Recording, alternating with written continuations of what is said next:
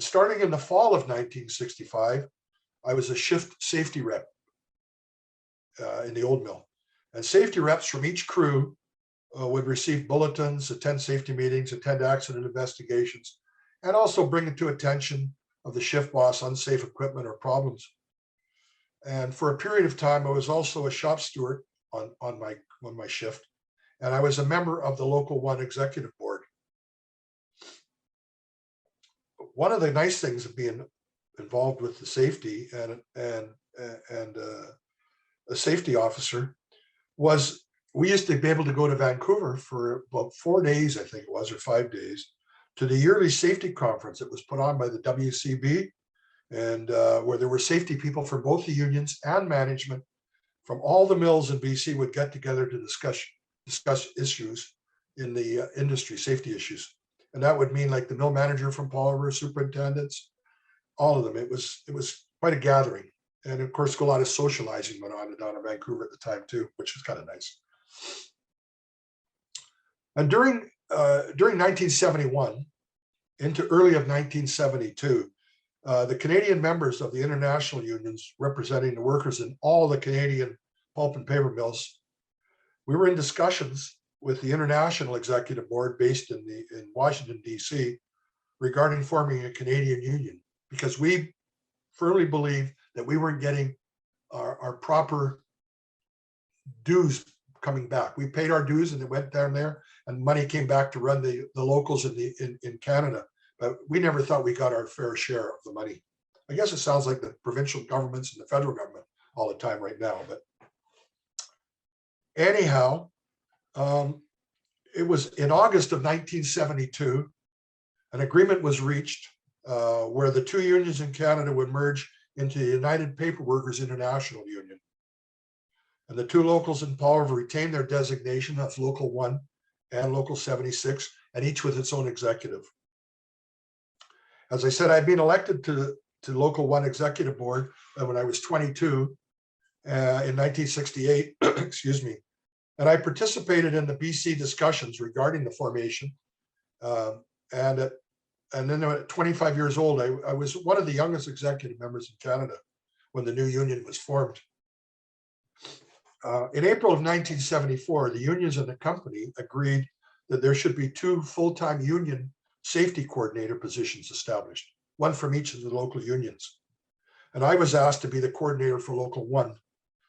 So I was on leave from my regular job, regular crew on the paper machines, but I retained and accumulated all my seniority as if I was still working on the machines on a regular shift. And I was paid the rate for any job that my seniority would have given me, and also along with all shift allowances. So this meant I now worked 8 to 4, Monday to Friday. And I hadn't done that for a few years, obviously. I worked shift work. And in my office, I had an office down in the safety building, which was located down by the wharf office. And I had a new boss. My new boss was Grant Robertson, who was the company's safety superintendent, and a nice fellow. I got along good with him. My job was to cover all aspects of safety for the entire mill. This included organizing and leading safety meetings for a number of the departments, not just the machine rooms, instructing in the use of Scott air packs for the employees working in 9 and 10 paper machine rooms due to the possibility of a gas leak from the Kraft mill or number 2 steam plant, which was very close to the building.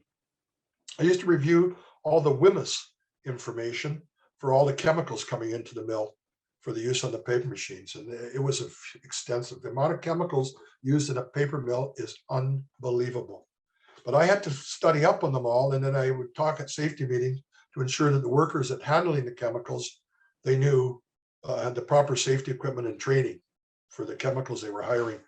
And each day, I would normally tour areas of the mill to observe any hazards or safety issues that should be reported to the areas, whatever area superintendent that was. I submitted a written monthly safety report to the union, to the safety superintendent, and the paper mill superintendent. Myself and the other coordinator, we would attend monthly safety meetings with the mill manager, the assistant managers, along with all of the department superintendents. We would discuss current safety situation for the entire mill, along with any problems, solutions required to ensure the operation was working as safe as possible, along with any safety programs that we thought would improve the welfare of the workers. At that time, John Manuel was the mill manager, and he was very concerned and took safety of all the employees very seriously. I really enjoyed working with him on the issues, and I found him to be a dedicated, sincere person that would walk the walk when it came to safety. Prior to John, Bob Fraser was the mill manager, and Bob was a nice guy, and he took safety seriously. But I think the company decided they were really going to make a push, and so consequently, they decided the safety coordinator positions. And as I say, John Manuel was really heavy into that. I really found the job very interesting and satisfying. I saw every area of the mill. I mean, I could walk anywhere in the mill. I had the right to. And I discussed safety issues with people in most departments. I was also asked to go to Port Alberni to do a safety assessment of the mill there, but due to labor relations issues at the time, it never transpired, which I kind of thought was kind of cool that I could have gone over there. And in July of 1975, the unions and the companies were in negotiations for a new collective agreement. Well, it resulted in a 2.5-month strike. And the entire coastal paper industry was shut down until the provincial government ordered us back to work. Therefore, my tenure as a safety coordinator came to an end after 15 months in that position. So in October, when the mill resumed operations, I was back working on number 10 paper machine. And I had some really good bosses that I remember. I remember Harry Steele working, when I worked in the steam plant, he was a shift boss there. And Joe Graham and Dave Mellon and Wally Norman in the stock preparation department. In the old mill, the shift bosses that I had, the boss machine tenders, were Pete Clayton, Bud McCoy, Reg Parkin, Hugo McRae, and Benny Gadet. And Andy Cram and Tommy Waldron were the superintendents of that department. In the 5 to 8 machines, I had Fred Church, Rex Paget, Kenny McDonald, Art Ross, Gil Maslin, Horace Moore, Walter Hopkins, Ted Bertram, Frank McDonald, Bill Taylor, and Bob Foote. And they were the shift bosses for the different crews. And number 9 paper machine, Courtney Powell was my boss over there. And as I said, Lloyd Heddle and Pete Griffiths were the 2 paper mill superintendents that were there when I was working in the mill. And as I said, Bob Fraser and John Manuel were the mill managers. The old mill clothing crew, their foreman was Earl Court. And in the new mill clothing crew was Joe DeVito. And then he retired, and Harry Hindle took over. The sawmill had Barney McDonald as the head honcho, and everybody feared Barney McDonald. I always remember that, but I never had a problem with him. And then Jim Jameson was another one of the superintendents. And the yard crew, there was Ermis Saccone.